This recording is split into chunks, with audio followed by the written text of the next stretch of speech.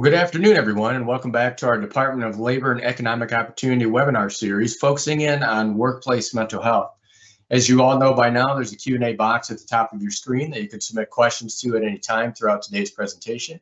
We'll get to as many as we can at the end. And if you haven't done already, please make sure you sign up for our emails on our michigan.gov/workplace mental health page. That site includes all the recordings of webinars that we've done before, resources that the experts have provided, and other links to our report, the Surgeon General report, you name it. We post it up there, so that's definitely the spot that you want to look for things. And as we continue to focus on those three pillars being things in the workplace, things affecting the workplace, and individual behavioral health supports, we definitely try to make sure that we hit on all of these pillars with the various content that we do throughout the webinar series. And you may know that September is Suicide Prevention Month, so we've been doing additional webinars and outreach this month to talk about it, to talk about the impact of families and coworkers and more. So you'll hear us having a focus on men in certain cases, but I always like to point out that women attempt suicide more than men. So it's not just a man issue, but if you look at the data, men die by suicide more frequently than women. So you'll hear a lot about men, but it's about all of us. And these are conversations that we have to have because we cannot allow suicide to be normalized. We want to make sure that we're providing the resources and support for people that might be considering it, as well as those affected by it. And one of the hardest parts that I hear from folks is about having the discussions, whether that's in the prevention phase or the postvention phase, and kind of how we talk about suicide, how we help those that may need it, how we help those that have been impacted by it. So joining us today is Barb Smith. She's the Executive Director of the Suicide Resource and Response Network and works on this issue all over the place. So I'm very happy that Barb was able to join us, and I'll turn it over to you. Hi, thanks for having me, and thank you for all of you who joined us today. I know you all have busy schedules, especially on a Monday morning, but the fact that you are willing to spend this half hour with us, I'm going to walk you through the postvention of suicide. I understand you've had numerous preventions, so no one ever wants to have to learn postvention, but reality is we should all learn it, right? So my mission in our network has been to prevent suicide through education, advocacy, connection to resources, and to care for people impacted by suicide. So I've been working in this field about 34 years. I started as a survivor of a suicide loss of my brother John at the age of 20. And we realized that there was not a lot of help or support. I mean, we think the stigma now is bad, but there was a lot of stigma 34 years ago. So I started working with families and organizations in the aftermath of suicide. So you're going to hear some, I don't call them case stories, but some of the families that I may have worked with. But really, I just want to give you sort of an introduction to how do you respond. So my other role is I work with law enforcement and we assist them on delivering death notifications. So many of the calls that we go on, I'm either on scene or I'm the one helping the police, notify coworkers, workplaces, and the family members. So just to understand, can you click the screen to the next?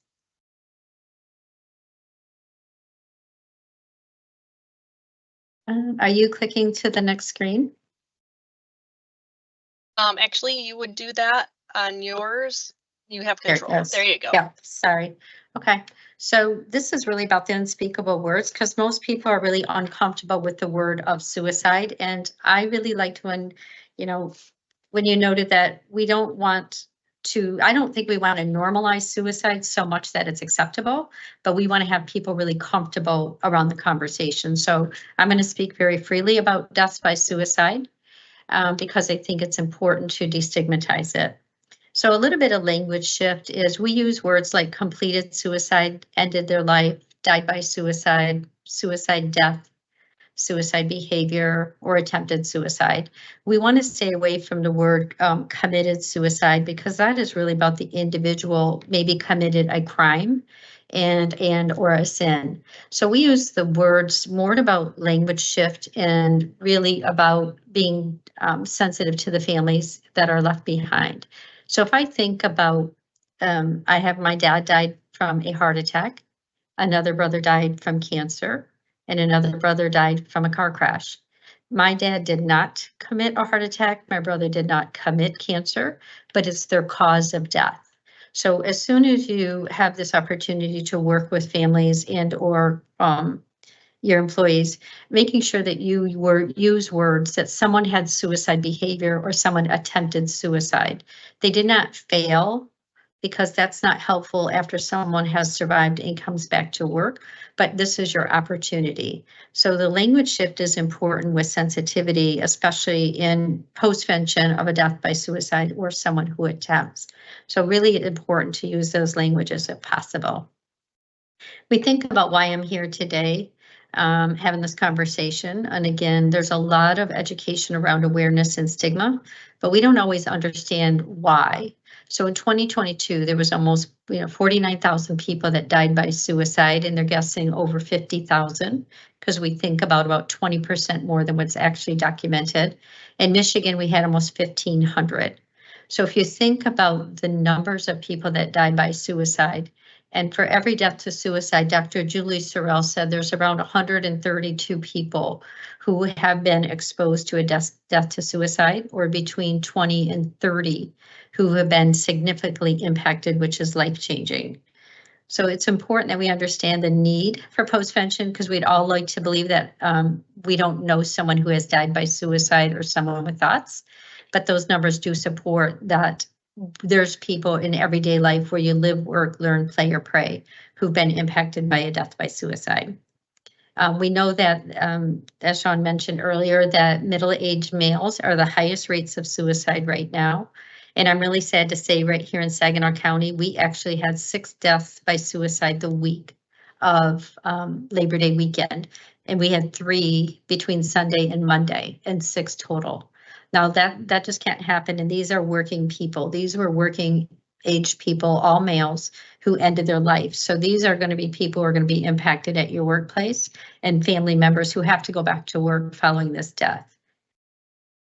So after a death to suicide, there's going to be a flow chart. I did not develop you one, but if you go to the National Access for Suicide Prevention, there will be an exact flow chart, and I'm going to sort of do an overview, because with time and respect to time, I just want to give you an overview of a flow chart and what it might look like, because the ripple effect for every death to suicide can be a negative one, or it can be one that pulls your employees and your workplace together.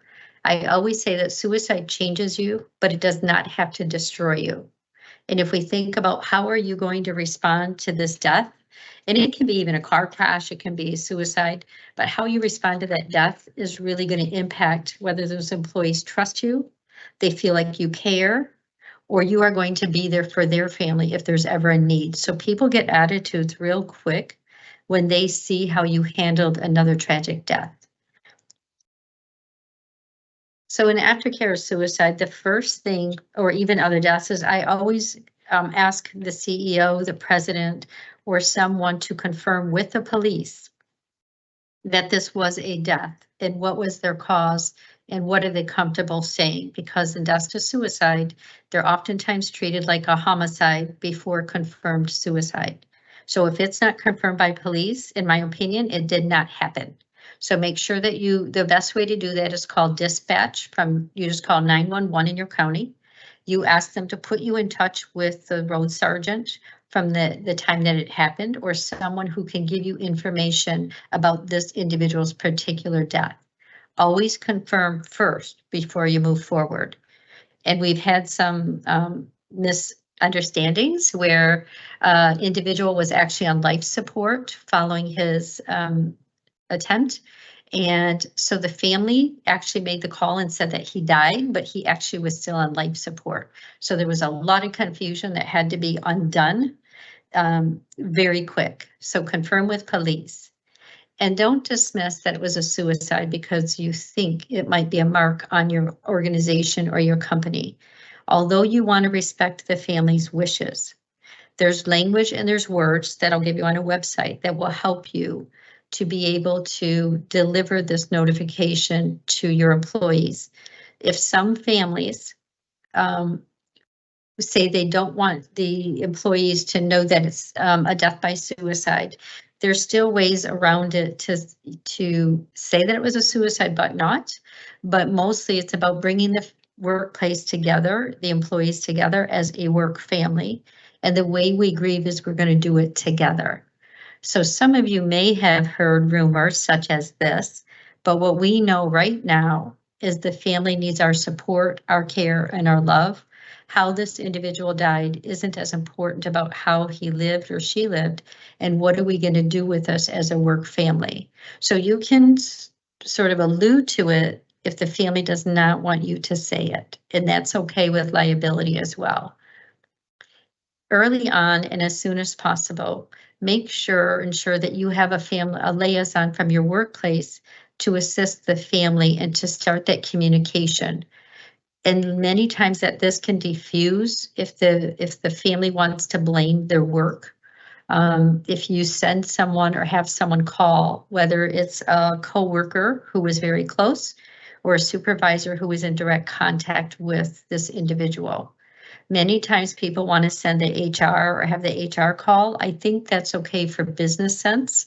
But if you want the family to feel cared for by this place where the individual had worked 40 hours a week, it's important that I think it be someone who knew the individual, who can use language that was important to them or use scenarios or names of the family. Also, to build that relationship with the family member, it does not have to be the wife of the deceased. It can be the oldest son. It can be an uncle. It can be another adult. But having that one direct person so that you can build that relationship, so you can help make plans with the funeral arrangements, like when can the workplace go? Different things, but it shows a lot of respect. And what I hear more often than not is his work never even called in for like a week. His workplace didn't even check in with us. And then I hear from the workplaces we were trying to be respectful.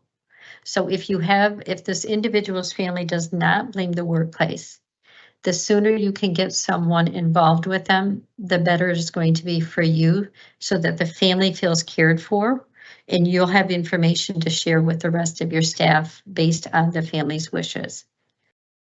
A personal phone call to the closest to the deceased is possible. I put personal phone call. That would be for any employees that work directly with this individual. Please never make an announcement in a workplace, if at all possible. If you can do personal phone calls, and if it's a very, very close relationship, sometimes I'll call and I'll ask to talk to the spouse. So maybe this individual is a man and they were, supervisor or assistant and they were close. I might even call and ask to talk to the spouse to say, we had something tragic happened at work.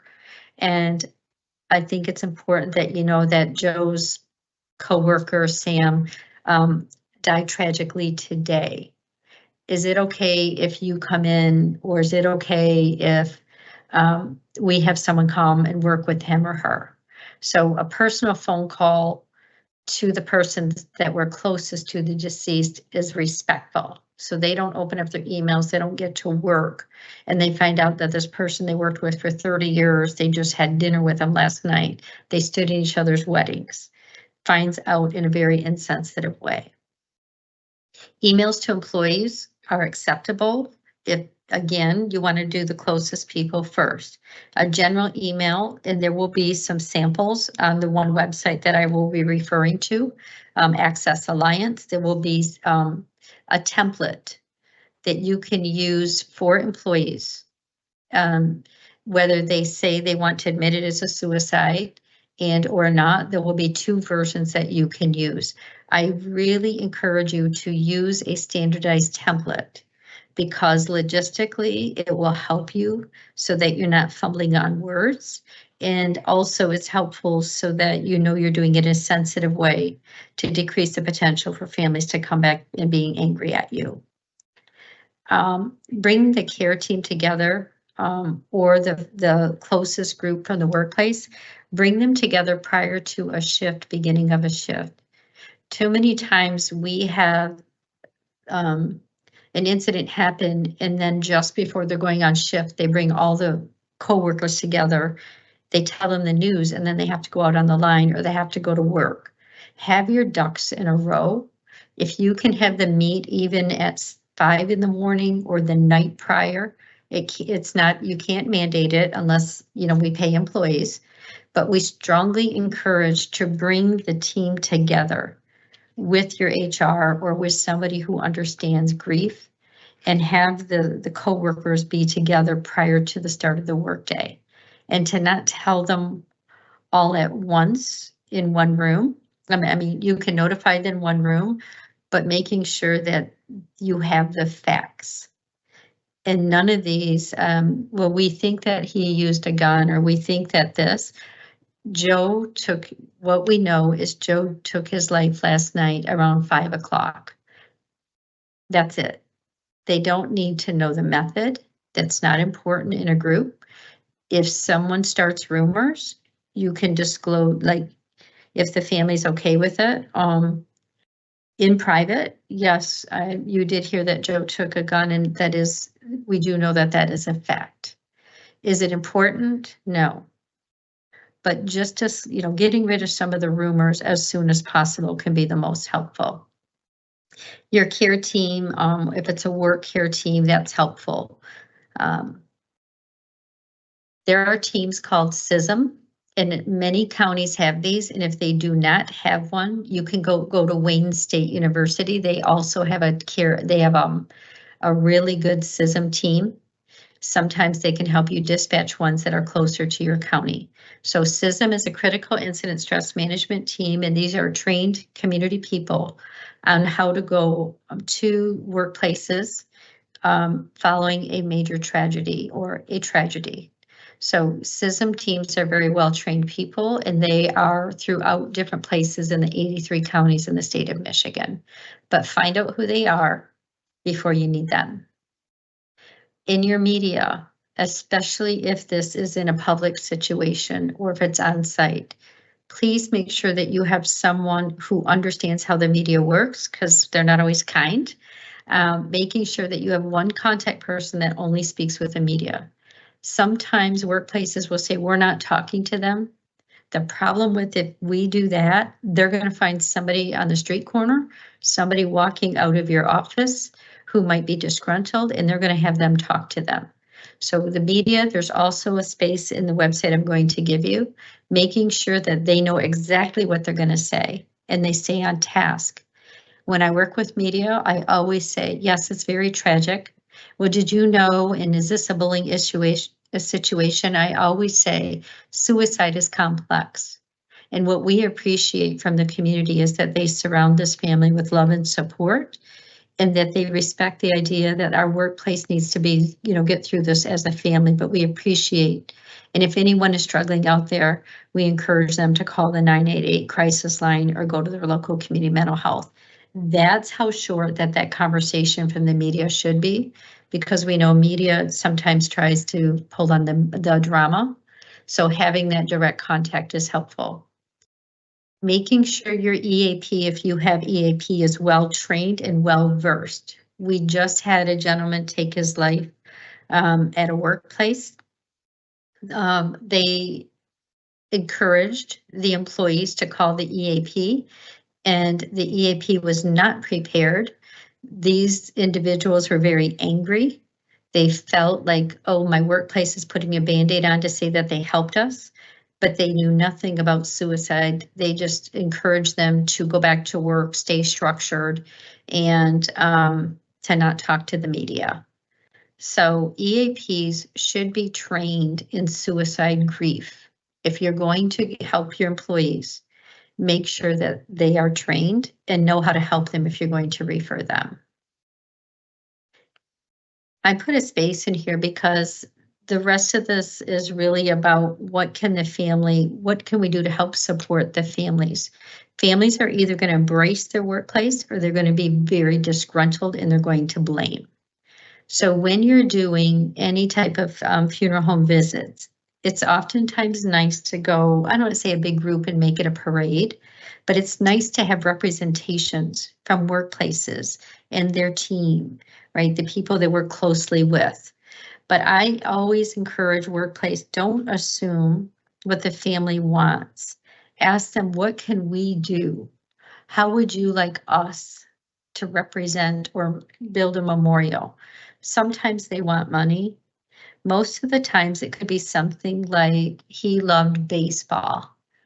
Would you like it if we used our donations or our memorial to you and maybe have a bench created in his or her name?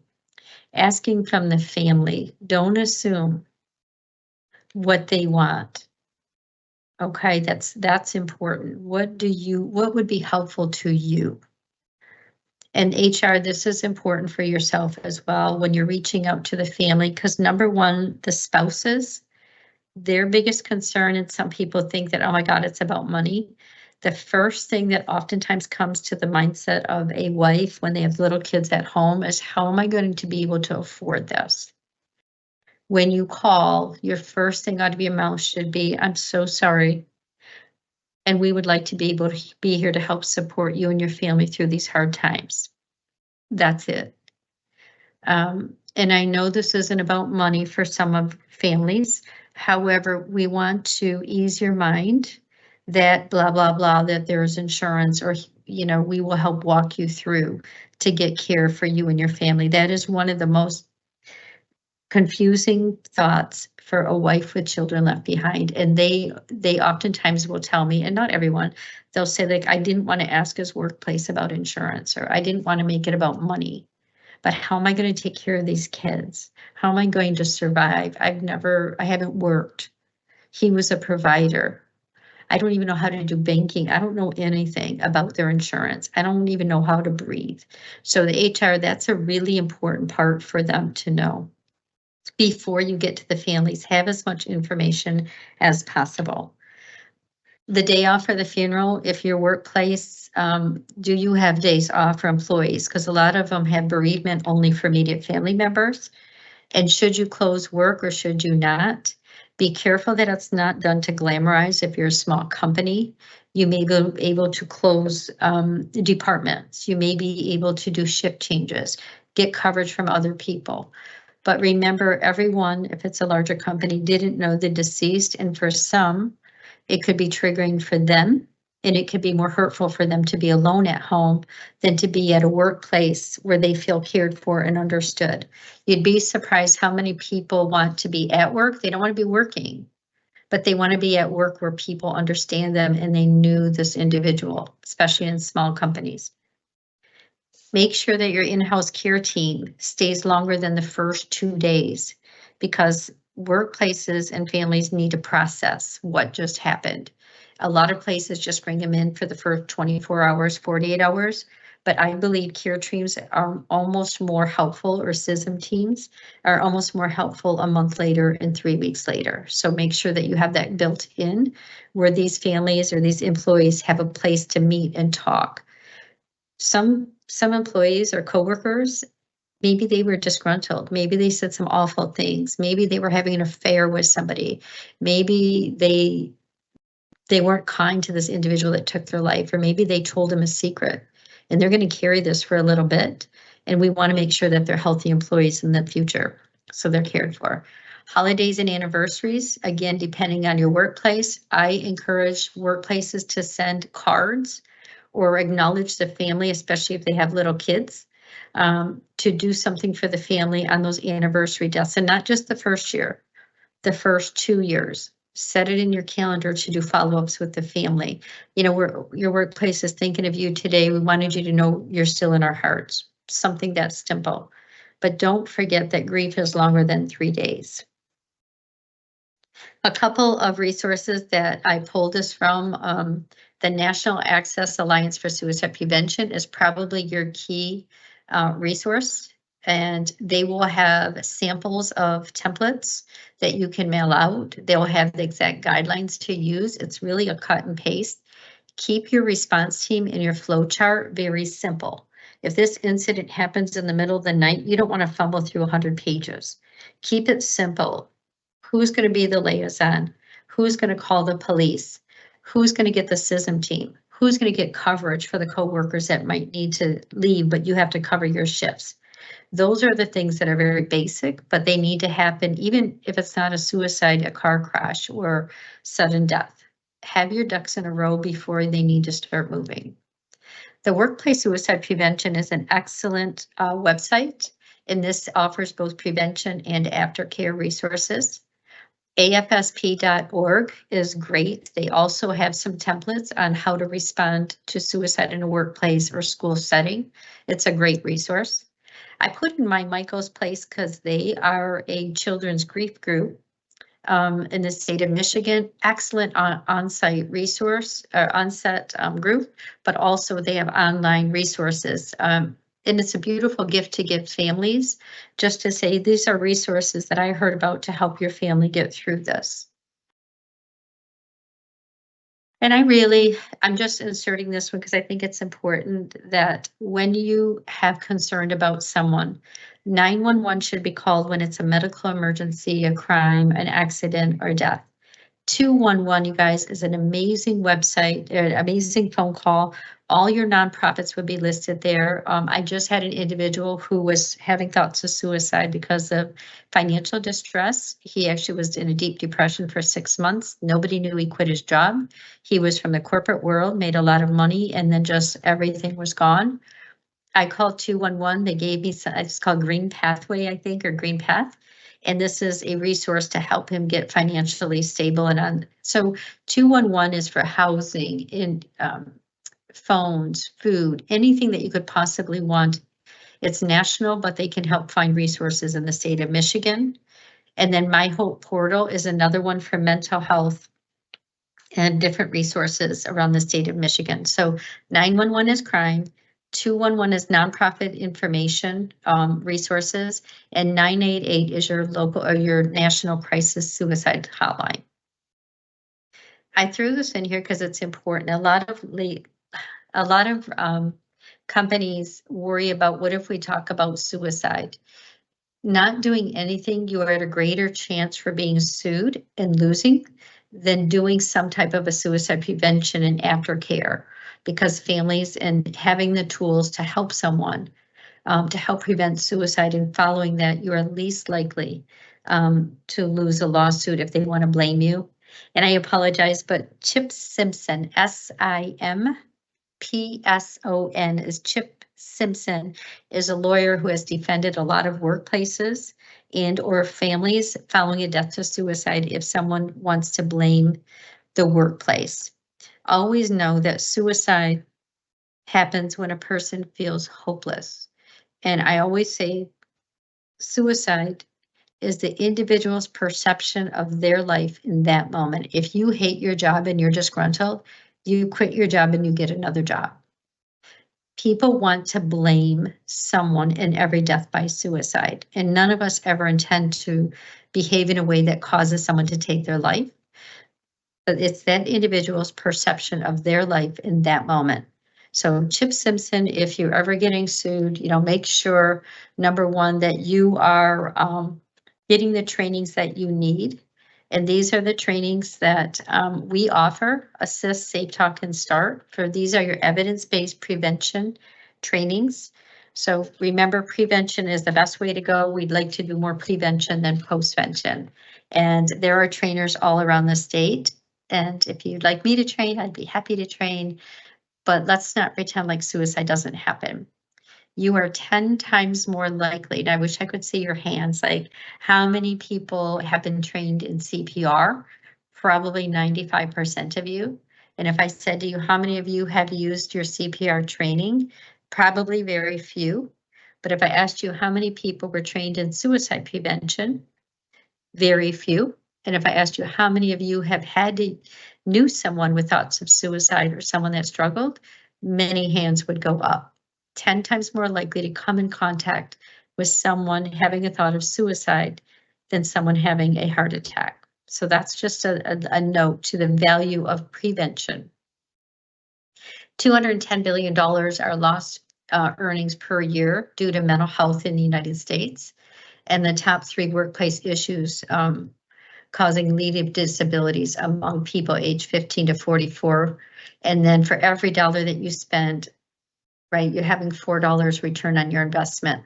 So think about the value of what you can do to support people before suicide has to become a way to deal with their problems. So I'm being respectful of time. I'm right on time. If anybody has questions, thoughts, concerns, I can just tell you that I'd be happy to answer questions. I'll stay on. You also have my email, my phone call, and I would love to someday come in and help educate and train your staff. So I can stop sharing. Cool. Yes? Yeah, thanks, Barb. Powerful information, important information. I think certainly directly connect to how we can all respond, how the workplace can respond, recognizing that people are going to be exposed to this as you shared. And then I think we only got one question, and it is, how can we create a safe space for people to talk about their feelings in the aftermath of the tragedy? And I think you kind of highlighted some of that, but if you want to give us a few tips before we close out today, I'd love to hear them. Sure. When I work with companies after death to suicide, I do a quick validation. I'm like, some of you might be angry, some of you might be blameful, some of you might feel guilty, some of you feel very much surreal, you don't understand. Those are all common reactions. And which one of those, I say this every time, which one of those is your strongest emotion right now? And it just gives them the opportunity, and it makes them feel less ashamed, because if they're angry at someone who took their life, that doesn't feel good. So just to say we're angry at what was left behind with their family, what they did to their workspace. And if you feel guilty, that's common, because we all wished if we did something different, the outcome would be different, but we didn't know. You know, Yeah. So I think the validation and not telling people what to feel or think, but letting them know wherever you're at today is what you feel and what you think, and it's okay. Yeah, I really appreciate that. And I appreciate everybody joining us today. This is a very challenging topic to discuss, but just a hugely critical topic for us to be discussing, both on the prevention and postvention phases. And to close out today, if everybody's got just a couple extra minutes, we're going to share a video from one of our Department of Labor colleagues who was touched by suicide in her life, and kind of the, how that impacted her, and some of the things that she's done since then to kind of help promote this issue. So thank you so much, Barb, for joining us today, and then we'll close out with the video. Nicole was the epitome of a vibrant person. She was just so funny, always telling jokes, very spontaneous. I mean, she would just call you up and say, let's go for a ride in my Jeep. And, well, where are we going to go? I have no clue. We'll just know when we get there. And I loved her for that. On December 24th, 2019, I was informed that my best friend since childhood, since I was 7, died by suicide. I knew she was under a tremendous amount of pressure, and she had relayed that she was stressed about school and just, everything that comes with learning nursing and competitiveness. But when we would get deep into conversations and say, like, how are you really doing? She did not relay that she was struggling the way she was. When somebody dies from suicide, I feel like that's all they remember. And I didn't want her to be remembered that way in my own heart, in my own mind. And so I just thought, I will train and run a marathon in her honor. I ran for the Association for Suicide Prevention, and it was Race for Hope. Obviously on the side here, it's got the hashtag for Stop Suicide. And then on the back, I just had wrote, 26.2 for you, Nicole. You shine forever like a diamond in our hearts. And then 26.2 for Olivia and Sydney, as you are not alone. And those are my 2 nieces. You always ask people, how are you doing? Great, how are you? No, how are you really doing? Let's talk about, you seem stressed or you seem unhappy. We all live in such a fast-paced society, and there's a lot of pressures and things, school, work, life, and I think it's important to talk about it and take a time out, even calling in to work if you need to because you need a mental health day. Like, that's okay. It's important to talk about it. People want to listen. You just have to find the right person. And I know sometimes that's difficult and seems exhausting, but there is somebody out there that wants to listen to you wants to help you, because there are people that care about you and want you here, and everybody has something to offer in this world. We're all unique and different, and it's celebrating those differences and uniquenesses that make it an awesome place to be. And if that person wasn't here, the world would be less awesome. So definitely, seek out services.